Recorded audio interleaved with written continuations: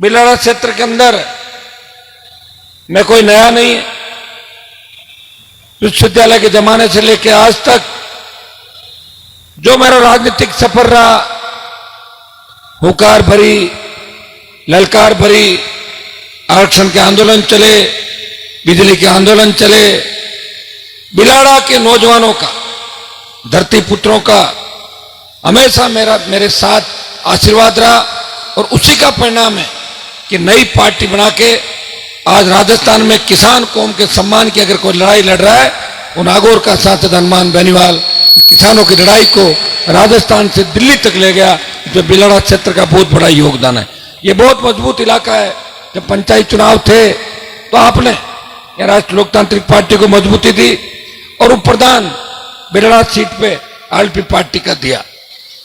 हमारे जब 18 के चुनाव थे उसमें बिलाड़ा के अंदर शायद लगभग 40,000 के लगभग आसपास वोट आपने डाले। मैं गांव गांव नहीं घूमा था, एक सभा करी थी, हेलीकॉप्टर वाले ने बदमाशी करी, मुझे छोड़ दिया शेरगढ़ और मैं गाड़ियों से आया डांगियावास और बिलाड़ा में आया तो रात की 12-1 बज गई थी। लेकिन फिर भी बिलाड़ा में हजारों लोग स्वागत सत्कार के लिए खड़े थे। हाँ, हमने जिसको चुनाव लड़ाया था उसको मैंने वापस नहीं देखा। वो कहां चले गए? अच्छा, वो चले गए, कोई दिक्कत नहीं। लेकिन मैं तो आपके लिए लड़ रहा हूं, लड़ता रहूंगा। लेकिन 40,000 वोट देके जो आपने मुझे ताकत दी राजस्थान के अंदर, उस ताकत का ही परिणाम है कि प्रधानमंत्री नरेंद्र मोदी ने नागौर की लोकसभा की सीट बीजेपी ने छोड़ दी हनुमान बेनीवाल के लिए। का हनुमान जी से हम गठबंधन करेंगे। उस गठबंधन का ही परिणाम था कि कांग्रेस का राजस्थान में सुपड़ा साफ हो गया। ये आपकी दी हुई ताकत का ही परिणाम था, ये आपकी दी हुई शक्ति का ही परिणाम था कि नागौर राजस्थान में भी एनडीए गठबंधन हुआ। और आरएलपी के जवानों के जोश का ही परिणाम था कि बीजेपी हारी हुई बाजी पलट गई और 25 सीट जीत गई। नहीं तो पहले ये थे कि 12-12, 13-13 सीट दोनों पार्टियों की आएगी। भाइयों, जब चुनाव जीत के गया लोकसभा का, मेरे सामने परोसी हुई थाली थी। मैं चाहता पार्टी का विलय करके कैबिनेट मंत्री बन सकता था। दोबारा जब देश में किसान आंदोलन हुआ, पंजाब के किसानों ने जब देश की सरकार को ललकारा, हरियाणा के किसान साथ आए, दिल्ली को घेरा, यूपी दिल्ली का किसान साथ आया। लेकिन राजस्थान में किसान आंदोलन नहीं था। पंजाब हरियाणा के किसान नेताओं ने मेरे से बात करी, हनुमान जी आप किसान कौम के हो, किसान के बेटे हो, आप अगर मोदी की सत्ता छोड़ दो, एनडीए छोड़ दो तो सरकार झुकेगी और हमें नई ऊर्जा किसान कौम को मिलेगी। भाइयों, मैंने एक पल नहीं गमाया।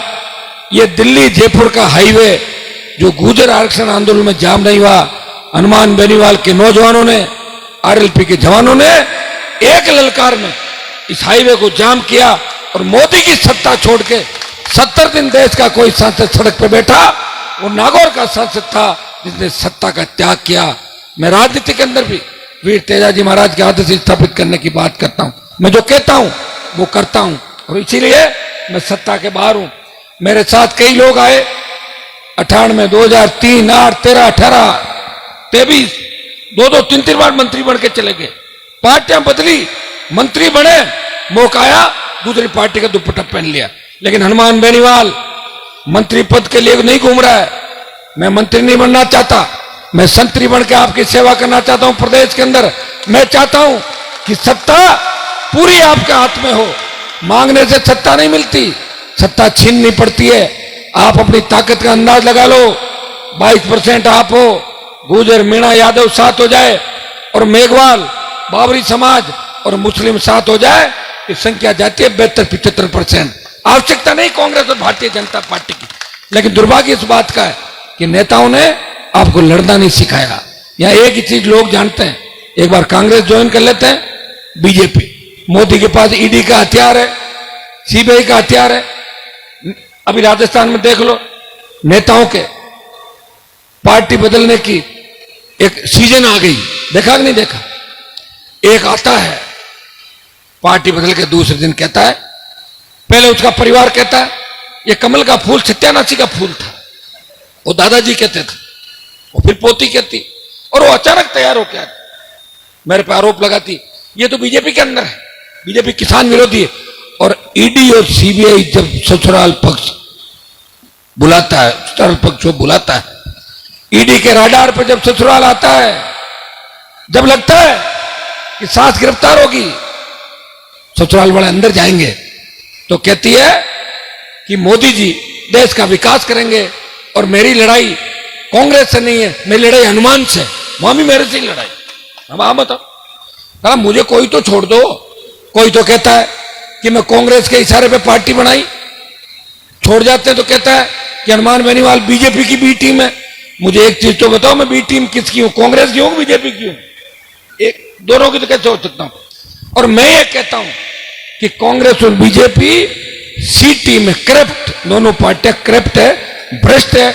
और ये भ्रष्टाचार के आंकड़े रोज आप अखबार के अंदर पढ़ रहे हो, लेकिन मेरे हाथ में सत्ता की चाबी नहीं। अगर सत्ता मेरी हो तो मैंने एक जगह बयान दिया था कि मैं गहलोत वसुंधरा को पूरी जांच करा के गिरफ्तार करके एक जेल और एक बैरक में बंद कर दूंगा। तब लोगों ने कहा कि एक बैरक में कैसे बंद कर सकते हो, महिलाओं की जेल अलग होती है, आदमी की अलग। तो मैंने कहा इसमें पार्टीशन करवा देंगे अंदर। तो हो सकती कि नहीं हो सकती? जब इंदिरा गांधी ने इमरजेंसी लगाई तब ऐसे ही नेताओं को जेलों के अंदर डाला था, ठूंस दिया था जेलों के अंदर। नसबंदी का अभियान चला था, बच्चे तो नहीं जानते, पुराने लोग ये बातें, ये बैठे इनको पता है सारा। ये देश इमरजेंसी के दौर से गुजरा था, लेकिन मोदी ने भी देश में इमरजेंसी लगा रखी है। देश का मीडिया वही बात चलाता है जो प्रधानमंत्री चाहते हैं। अगर उनके खिलाफ की बात हुई नहीं छपेगी। लेकिन आज हमारे लिए खुशी की बात यह है कि सोशल मीडिया का जमाना है। मैं अभी यहां बोल रहा हूं, देश प्रदेश और विश्व के किसी कोने के अंदर बैठा जो मुझे पसंद करता है नापसंद करता है, वो मुझे लाइव सुन रहा है कि हनुमान जी बिलाड़ा के रियाज सेठानी गांव में क्या बोल रहे हैं। तो ये सोशल मीडिया का कमाल है। देखो हमारे पास जवानों की फौज है, और जवानों ने जब जब चाहा इस देश और प्रदेश के अंदर परिवर्तन किए, देश को अगर आजादी दिलाई, तात्या टोपे, मंगल पांडे, सुभाष चंद्र बोस, भगत सिंह, उनके बलिदान से अंग्रेज देश छोड़ के भाग गए। भाइयों, आसाम के अंदर एक चुनाव याद दिलाता हूं। आसाम में एक बड़ा आंदोलन हुआ था, छात्रों ने बड़ा आंदोलन किया आसाम के अंदर, और पूरी सरकार खुद की बना ली, और प्रफुल्ल कुमार मोहंतो मुख्यमंत्री बने, और उनके मंत्रिमंडल में आधे दर्जन लड़के बने, जिनमें आधे दर्जन कुंवारे थे उस समय। वैसे मैं भी एमएलए बना जब कुंवारा ही था, लेकिन मेरी थोड़ी सी उम्र उस समय से ज्यादा थी। भाइयों, मेरे साथ नौजवानों की ताकत है। बिलाड़ा की सीट सीधी जीती हुई है, ज्यादा गणित लगाने की आवश्यकता ही नहीं। राम रख जी यहां बैठे हैं, ये तो हमारे भाई हैं, दूसरे थोड़े, हमारा डीएनए एक है सबका। ये मदद करते हैं इनके लोग, हम कर देंगे, छिंड काट के कुछ वोट आ जाएगा। देवासी समाज भी हमारे साथ है, अन्य सर्व समाज हमारे साथ है। हर कौम ये चाहती है कि कांग्रेस बीजेपी को हम वोट नहीं देना चाहते, मजबूत विकल्प चाहिए। मैं मुस्लिम भाइयों से अपील करता हूं कि आरएलपी से मजबूत विकल्प नहीं है। कांग्रेस नहीं आ रही सत्ता के अंदर, भूल जाओ, कांग्रेस आ रही है। कहीं ऐसा नहीं हो कि कांग्रेस हार जाए और आरएलपी को वोट नहीं डालो और बीजेपी आ जाए। इस बात का भी ध्यान रखना आप लोग कि मेरी लड़ाई लड़ते लड़ते मैं थक जाऊं। मुझे एनर्जी जब मिलेगी जब आप मुझे मजबूती दोगे। लड़ते लड़ते 20 साल हो गए, एक व्यक्ति लड़ रहा है, 20 साल सत्ता को ठोकर मार के लड़ाई लड़ रहा है। ये मैं आपको धन्यवाद दूंगा कि आप अपने अपने साधनों से रैलियों के अंदर, हर कार्यक्रमों के अंदर देखिए किस तरह गांव के गांव माताएं बहनें बच्चे एक उम्मीद के साथ यहां खड़े हैं कि हनुमान जी हमारे लिए सब कुछ करेंगे। मैं आपको विश्वास दिलाता हूं कि राजस्थान के जवान ने इस बार अगर ठान ली, आज का अखबार आपने अगर पढ़ा हो, उसमें क्या लिखा था कि पहली बार वोट कितने लोग करेंगे? 80 लाख के लगभग पहली बार वोट करेगा बच्चा। पहला वोट होगा तो वोटर होगा, चाहे लड़का है लड़की है, वो पहला वोट करेगा। 80 लाख, 80 लाख में से अगर वोटिंग होती है 80%, कितने वोट होते हैं? 64 लाख। टोटल पोलिंग कितनी होती है? 4 करोड़ हो जाएगी। 356 हुए थे पिछली बार। पिछली बार 80 लाख मिल गए थे सारे हम लोगों को मिला के। एक 39 कांग्रेस थी, एक 36 बीजेपी थी और 80 लाख में हम सारे थे थर्ड फ्रंट के लोग। पिछली बार तो बहुत सी सीटें छोड़ दी। कोई रोता हुआ रात को आया, प्लीज मामा जी मेरी मदद कर दो, मेरे पापा तकलीफ में। किसी ने कहा प्लीज चाचा जी मेरी मम्मी तकलीफ में, मेरी मदद कर दो। कर दी मैंने, और मैंने तो मदद कर दी, लेकिन मेरी पार्टी तो कमजोर पड़ गई कि नहीं पड़ी? पिछली बार मैंने सबकी मदद करी। 10 लोग अगर आ गए किसी इलाके से कि हनुमान जी आपकी पार्टी नहीं जीतेगी, सिर्फ हराने के लिए खड़ा मत करो, मैंने कहा मैं नहीं खड़ा करूंगा, लेकिन अगली बार, बोले अगली बार हम आपके साथ हैं।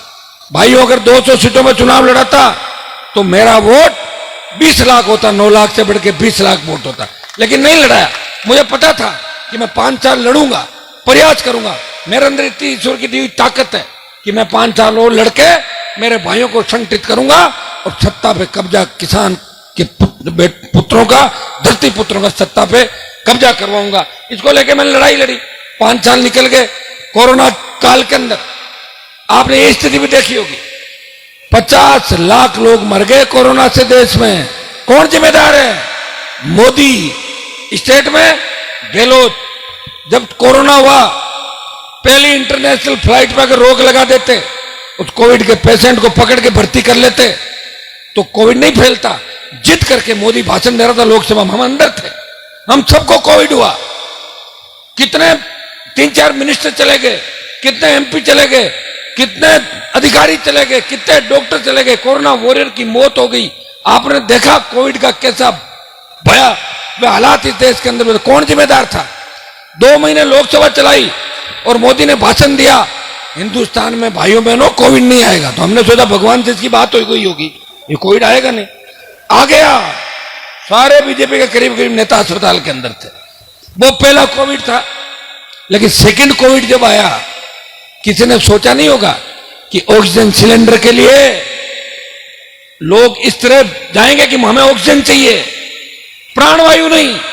लोग आते थे, एमपी साहब मेरा बच्चा बीमार है, उसे वेंटिलेटर चाहिए, उसे रेमडेसिविर इंजेक्शन चाहिए, उसे वार्ड में भर्ती कराओ, ऑक्सीजन दिलवाओ। हमने कोविड काल के अंदर भी आपको छोड़ा नहीं, आपके बीच में थे। मैं तो वैक्सीन भी नहीं लगी थी, फिर भी बीच में था। डॉक्टरों ने कहा कि दोबारा कोविड हो गया, दिक्कत हो जाएगी। मैंने कहा दिक्कत तो एक दिन होनी है, सबको ही होगी दिक्कत। कब पता लग चलता है? तो ऊपर वाला लिख के भेजता है कि कौन कितने साल जिएगा। हमारे भाइयों को छोड़ के सड़क से नहीं जा सकते। मैंने देखा 5 साल एक पोस्ट आपके लिए जिसने नहीं डाली, 5 साल में आपका सुख दुख नहीं पूछा, किसान की बिजली आ रही कि नहीं आ रही है, कर्ज माफी का क्या हुआ, जवानों को रोजगार मिल रहा है कि नहीं मिल रहा है। और 5 साल बाद अचानक फेसबुक पे पोस्ट आती है कि हम सच्चे किसानों के हितैषी है और हम कांग्रेस को छोड़ते हैं और भाजपा को ज्वाइन कर। बताइए आप, 5 साल के अंदर प्रकट हुए। जैसे कोई सपने में उनके कोई देवी देवता आ गए, उनका बाप जाओ, अरे तुम लोगों ने जो मारवाड़ का सत्यानाश किया, तुम्हारे दादाजी, परदादाजी, लड़दादाजी, जो जोधपुर में नागौर के अंदर जो हमारे को आज जो हमारी स्थितियां बनी, नेर का पानी आ जाता बिलाड़ा के अंदर, भोपालगढ़ में, खींवसर नागौर में 50-60 साल पहले, तो यहाँ के बच्चे भी, हमारी बेटियां भी जर्मनी, इंग्लैंड, अमेरिका में पढ़ते, लेकिन पीने का पानी नहीं है। नारू रोग होता था लोगों के। मैंने खुद देखा है कि तालाबों का गंदा पानी पी के लोग किस तरह अकाल पड़ते ही कोटा डिवीजन के अंदर जाते थे कमा के खाने के लिए। कौन जिम्मेदार था? यही लोग जिम्मेदार थे। कोई तो दादा की पोती, कोई तो उसका दादा, कोई परदादा, कोई लड़दादा, इन्होंने बर्बाद करके छोड़ दिया। गुलामी करते थे लोगों की। पेट में दाना है किसी और का तो पेट में दाना बोलता है। जो जहां रह के खाता है वो उसी के गीत गाता है। जिसका पेट में दाना, बच्चे उसी के गीत गाएंगे। हनुमान बेनीवाल के बच्चे हमेशा किसान और तेजाजी की जय बोलेंगे, और जो दूसरे गढ़ रजवाड़ों में रह के अगर उनका अन्न खा के जो आए वो उनकी जय बोलेंगे, आपकी जय नहीं बोल सकते। खून खून होता है, और हनुमान बेनीवाल के अंदर खून का आखिरी कतरा भी इस किसान कौम के लिए तैयार है। मैं बीजेपी कांग्रेस के नेताओं को पूछना चाहता हूं, तुम किस हैसियत से समाज की और किसान की बात कर रहे हो। तुम चाटुकार हो, तुमने गहलोत की प्लेटें उठाई, किसी ने वसुंधरा की साड़ियां ड्राई क्लीन कराई, किसी ने उसकी सैंडल उठाई। काय के नेता हो तुम लोग? नेता है ही नहीं राजस्थान में। कहां है नेता? नेता होते पार्टी बनाते, हमें कोई झंडा देते, मैं पकड़ लेता हूं झंडा। हरियाणा यूपी के लोग झंडा देते थे, वो ठग आते थे, ठग के चले जाते, झंडा ले जाते, डंडा पीछे रहता था। मैंने झंडा भी दिया, 6 फुट का डंडा भी आपको दिया। और इस झंडे के अंदर इतनी ताकत है, ये झंडा एक बार यूं कर दो ना, कोई गरीब आदमी भी झंडा लेके खड़ा हो जाए। मैं हनुमान बेनीवाल किसान की आरएलपी पार्टी का मेंबर हूं। मजा ले कि सरकार उसके सामने देख ले, पता है कि इसके पीछे कौन खड़ा है।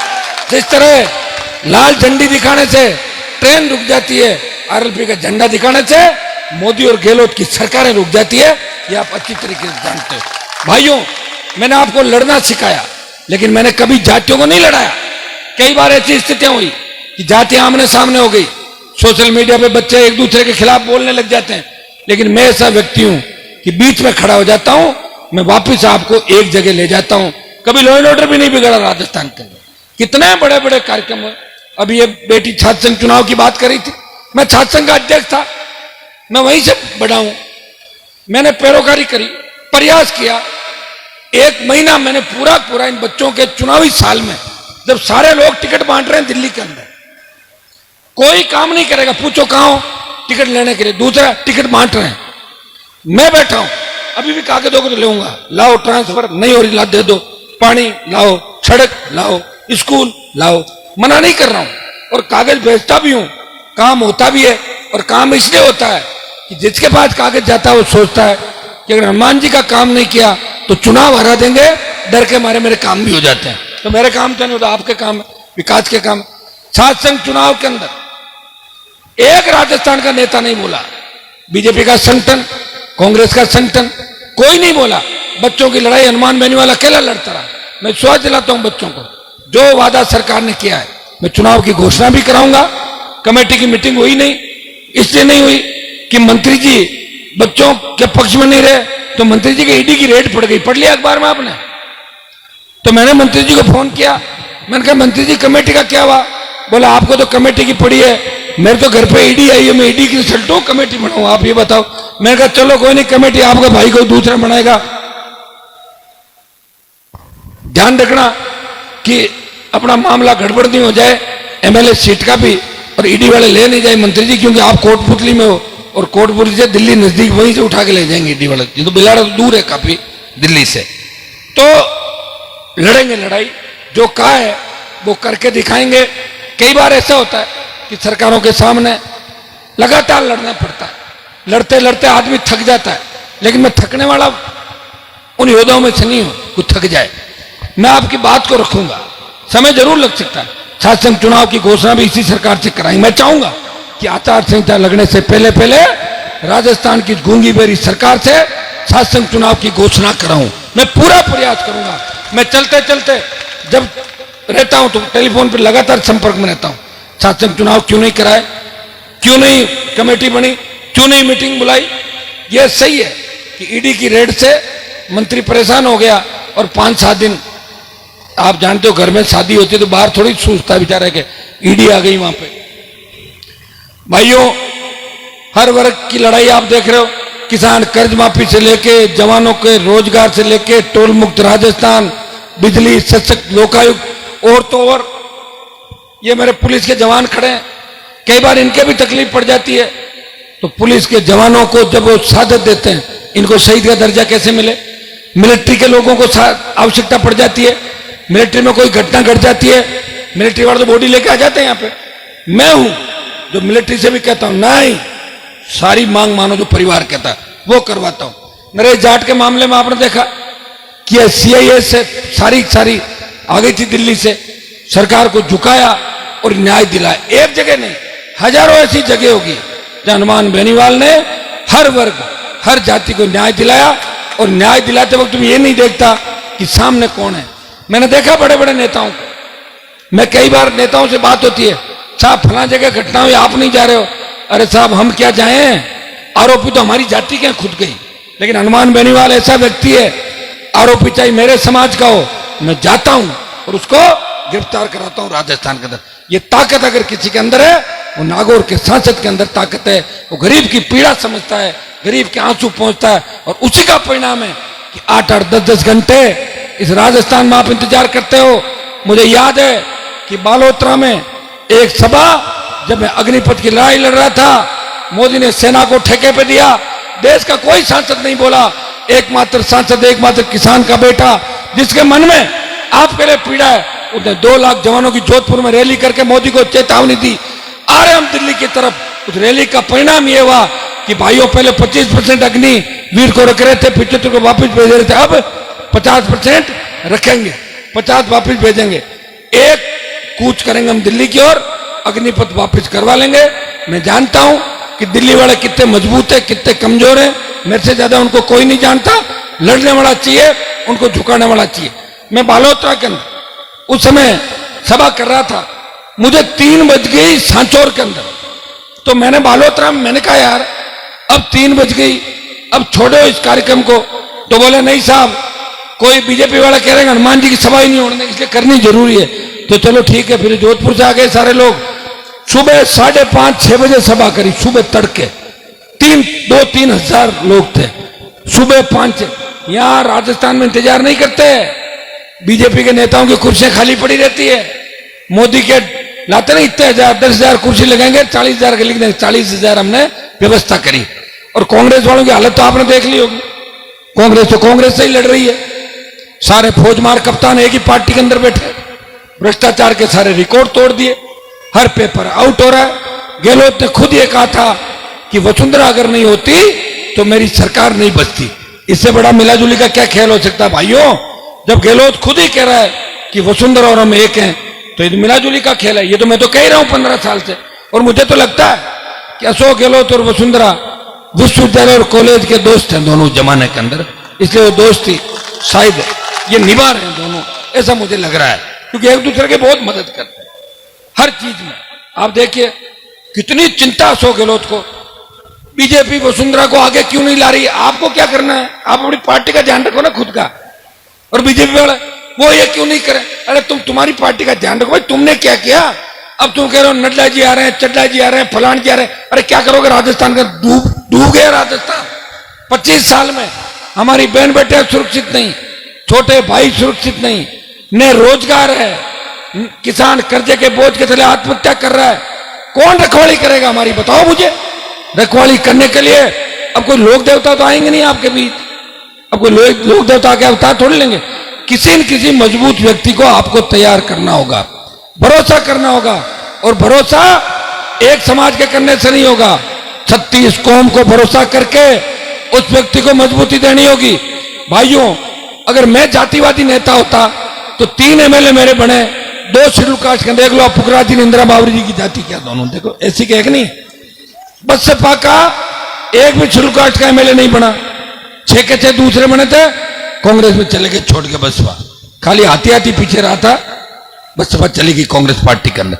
लेकिन हनुमान बेनीवाल की RLP पार्टी के अंदर 3 में से 2 विधायक SC के बने। कितने चुनाव लड़ाए?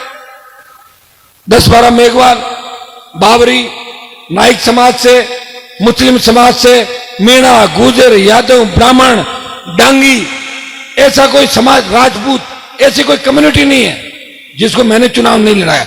अब किसी ने को टिकट मांगा ही नहीं और लिया ही नहीं, और मैंने प्रयास किया, तो उसका मेरे पास क्या इलाज है बताओ? अब लड़ा दूंगा इस बार। आए तो सही, मैं चाहता हूं कि मजबूत आदमी आए। अब यूं थोड़े किसी टिकट पीछे बांध दूं, वो ले जाके फार्म नहीं भरे, ऐसे आदमी को टिकट थोड़ी दूंगा। मैं भी पार्टी मेरी मजबूत है। आज देख रहे हैं आप, बाई इलेक्शन के अंदर आपने देखा बल्लभनगर से सरदार शहर किस तरह RLP की मजबूती थी। बल्लभनगर में बीजेपी की जमानत करवा दी, दरियावत में BTP RLP का जो समर्थित था उन्हें भाजपा को थर्ड पे डाला, और सरदार शहर में 50,000 के लगभग वोट लेके संदेश दिया। जो 9,000 वोट मिले थे 18 में, वो 9,000 50,000 हो गए। मतलब कितने गुना बढ़ गए? 5.5-6 गुना वोट राजस्थान के अंदर बढ़ा। भाई ये वोट परसेंटेज किसने बढ़ाया? जवानों ने बढ़ाया, सर्व समाज ने बढ़ाया। मैं विश्वास दिलाता हूं कि आप ताकतवर है। नौजवान जिधर चलता है उधर जमाना चलता है। और राजस्थान के नौजवानों ठान लो, अपनी ताकत को पहचानो। आपका भाई आपके लिए 20-25 साल सत्ता छोड़ के सड़कों पे भूखा पैसा घूम रहा है, दोबारा कोई लड़ाका आपको नहीं मिलेगा। बीजेपी कांग्रेस के लोग फिर शोषण आपका करेंगे, न आपको बराबर बिठाएंगे। यही लूट खसोट राजस्थान के अंदर चलती रहेगी। हमारी अबला बहन बेटियों की पुकार, जवानों की चीख, कोटा के अंदर जिस तरह हमारे बच्चे सुसाइड कर रहे हैं 29, और वहां का मंत्री बयान देता है कि ये तो ऐसे ही कर रहे हैं, इनके तो कोई लव अफेयर का चक्कर हो सकता है। इसके स्टेट गवर्नमेंट का एक बड़ा मंत्री जो गहलोत का खास है, इस तरह के बयान राजस्थान के अंदर आते हैं। जो रेप की घटनाएं हो रही है, कांग्रेस के मंत्री कहते हैं ये तो मर्दों का प्रदेश है। आप बताइए ऐसे घटिया लोगों का इलाज क्या है? घर बिठाना, पकड़ना, ठूसना, काई में जेल के अंदर। वो कौन करेगा? सरकार होगी। ये तो मैं आपको विश्वास दिलाता हूं कि आरएलपी के सरकार के नजदीक आई और आरएलपी के बिना सरकार नहीं बनी, और आरएलपी से ही सरकार बनी। गुंडे बदमाश सारे राजस्थान छोड़ के बंगाल की खाड़ी में चले जाएंगे। एक भी सड़क पे और गांव में आपको नहीं दिखेगा, न तो तेज गाड़ी चलाता हुआ दिखेगा और न 9 बजे बाद कोई इधर उधर दिखेगा। और मुझे आशीर्वाद भी मिलेगा उन माताओं बहनों का। कई छोरे जो इधर उधर घूमते हैं, घर पे टाइम पे नहीं पहुंचते, वो 8:30-9 बजे आके घर सो जाएंगे सारे एक सारे। ये जब होगा जब आरएलपी की सरकार राजस्थान के अंदर।